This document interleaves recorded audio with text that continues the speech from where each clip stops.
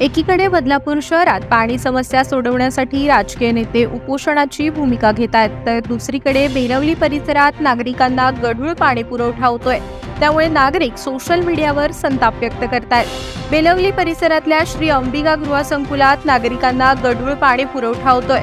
गढूळ पाणी येत असल्याने श्री अंबिका सोसायटीतल्या सदस्यांनी सोसायटीतील पाण्याची टाकी सुद्धा साफ करून घेतली, मात्र त्यानंतरही गढूळ पाणी येत होतं।